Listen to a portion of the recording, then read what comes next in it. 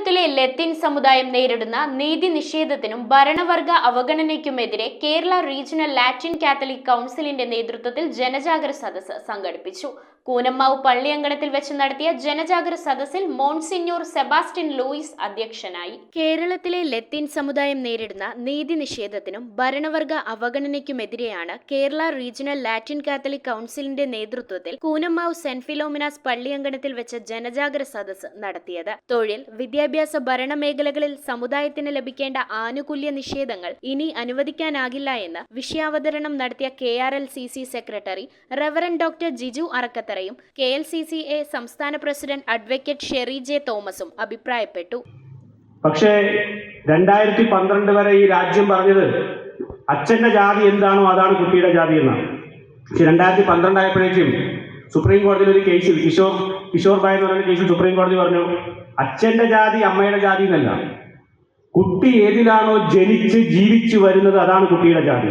എന്നിട്ട് കോടതി പറഞ്ഞു ഈ അച്ഛന്റെ ജാതി എന്നുള്ളത് റിബട്ടബിൾ പ്രിസംപ്ഷനാണ്, മറിച്ച് തെളിയിക്കാവുന്ന ഒരു പരിഗണനയാണ്. അതായത് സീറോ മലബാർ അമ്മ അല്ലെങ്കിൽ സീറോ മലബാർ അച്ഛൻ, ഞാൻ പ്രത്യേകിച്ച് പരാമർശിക്കാൻ കാര്യം സ്വാഗതത്തിൽ ടോമിച്ചേട്ടൻ പറഞ്ഞു വിദ്യാഭ്യാസം കഴിയുമ്പോൾ വേറെ ആളുകൾ വിവാഹം കഴിക്കുന്ന കാര്യങ്ങൾ കൂടി പറഞ്ഞതുകൊണ്ടാണ് ഞാൻ പറയുന്നത്.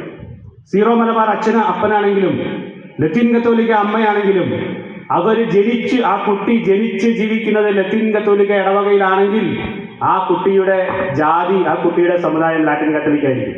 സർക്കാർ ജോലിയിലുള്ള സംവരണമാണ്.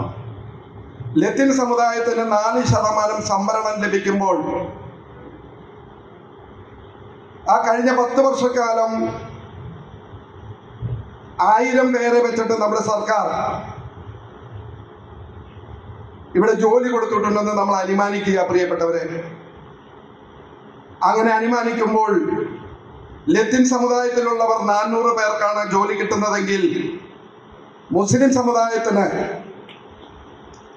1200 പേർ സംവരണത്തിലൂടെ ജോലി ലഭിക്കുമ്പോൾ ഈഴവ സമുദായത്തിന് 1400 പേർ അവർക്ക് ജോലി ലഭിക്കുന്നു. മോൺസിഞ്ഞോർ സെബാസ്റ്റ്യൻ ലൂയിസ് യോഗത്തിൽ അധ്യക്ഷത വഹിച്ചു. അവിടെ കേന്ദ്ര ഗവൺമെന്റിന്റെ ജോലിയിലുള്ള കുറച്ച് ചേട്ടന്മാർ അവിടെയുണ്ട്. ആ ചേട്ടന്മാർ ഒരു ദിവസം തീരുമാനമെടുക്കുക, ഈ പ്രോഗ്രാമുകൾ പോയാൽ പറ്റില്ല. നമ്മുടെ ഇടവയിലുള്ള യുവജനങ്ങൾ ഒരുപാട് പേരുണ്ട്, അവർക്ക് ഈ കേന്ദ്ര ഗവൺമെൻറ് അല്ലെങ്കിൽ സ്റ്റേറ്റ് ഗവൺമെൻറ് ജോലിയിലേക്ക് പ്രവേശിക്കാനായിട്ട് അവർക്ക് വേണ്ടത്ര ഒരുക്കം കൊടുക്കണം. ജനറൽ കൺവീനർ ടോമി ചന്ദനപ്പറമ്പിൽ, കേന്ദ്ര സമിതി leader Raju Mukkath, secretary Shybi Jude, parish council secretary George Kanassery, Martin Panakkal, Justin Elanjikkal, Jomon Arakkal, Sheena William, Agnes James, Jerry Cherukadavil, Litha Alby, Thomas Alappat എന്നിവർ സംസാരിച്ചു. ദേശീയോദ്ഗ്രഥനത്തിന്, കേരളത്തിന്റെ സാമൂഹിക നവോത്ഥാനത്തിന് ലത്തീൻ സമുദായ അംഗങ്ങളായ നമ്മൾ നൽകിയ മഹിതമായ പ്രൗഢമായ സംഭാവനകളെ പറ്റി അഭിമാനബോധമുള്ള ജനതയാകണം. അതേസമയം കഴിഞ്ഞ കാലങ്ങളിൽ ഈ രാജ്യത്തിനു വേണ്ടി, ഈ നാടിനു വേണ്ടി വലിയ ത്യാഗങ്ങളും വലിയ സംഭാവനകളും ഒക്കെ നൽകിയിട്ട് അനേകർക്ക് വഴികാട്ടി കൊടുത്തിട്ട് അനേകരെ വളർത്തി വലുതാക്കിയിട്ട് ഇന്ന് നമ്മൾ എവിടെ നിൽക്കുന്നു?